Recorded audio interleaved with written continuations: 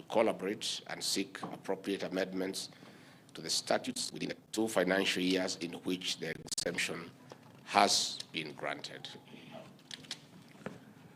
Excellencies, ladies and gentlemen, as a result of our 21st IBEC resolutions to expand and include more value chains in our agricultural sector transformation agenda, my office has made significant progress in avocado and potato subsectors.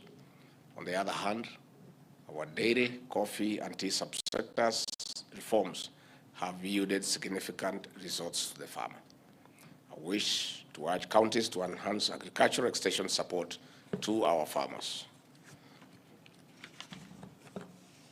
Excellencies, ladies and gentlemen, as we collaborate to address productivity in the entire economy, we must tackle the threats of the rising wage bill.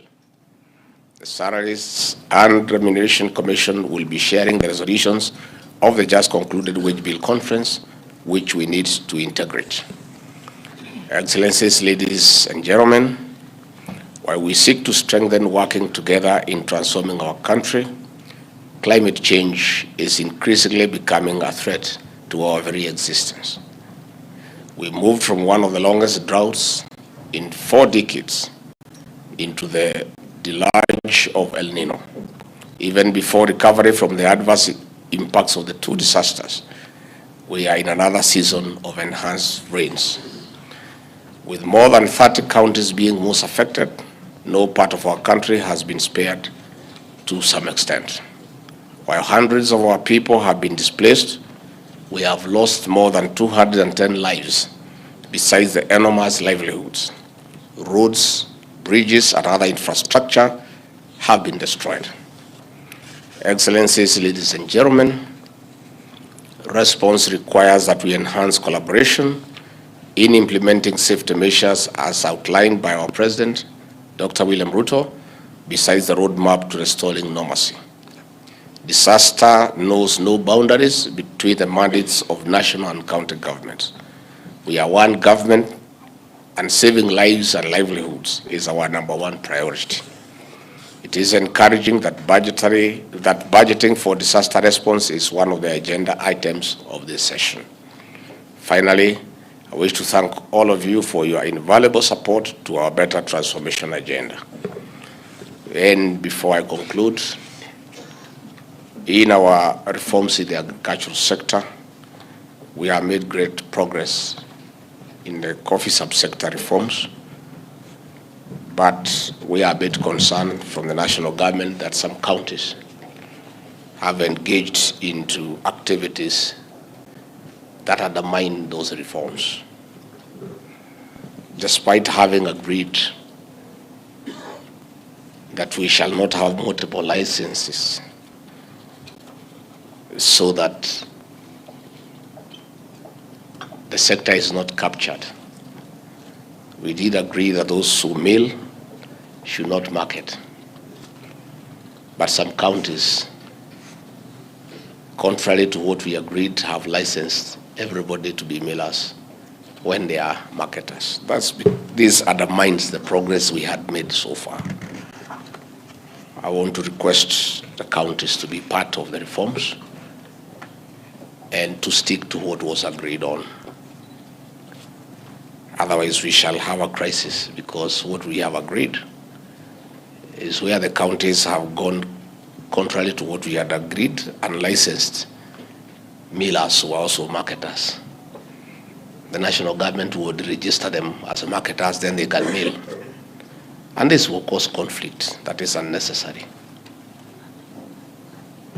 We have had problems in Kiambu and Usi and Gishu, where the county governments have licensed everybody to be millers, contrary to what had been agreed on.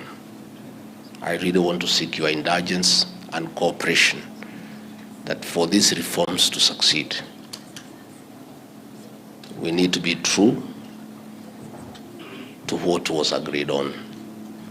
And when one level of government goes against what was agreed on, it makes the matter very complicated, and it undermines the reforms that are good for our farmers. So let me request that we exercise understanding and we support the reforms because they are good for our farmers. I'm happy we shall be discussing that we face, but I want to take this opportunity to thank governors and county governments that have cooperated with us as we try to save lives and to make life bearable for our people. But I'm sure we shall have that discussion. So let me once more welcome you to this session and feel free, feel welcome. And I look forward to a very fruitful discussion. Asante sana. Thank you.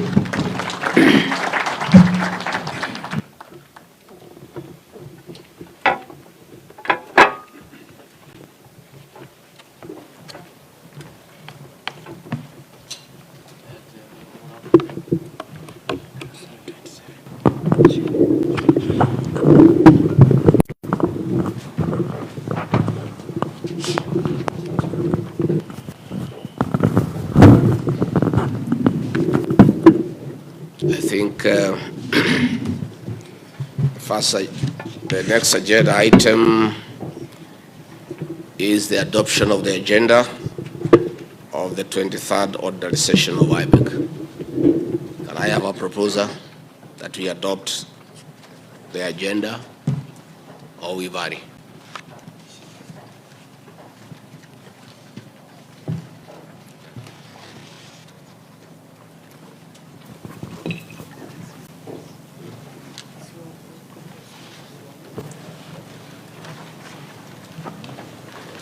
May I have a proposal to adopt the agenda?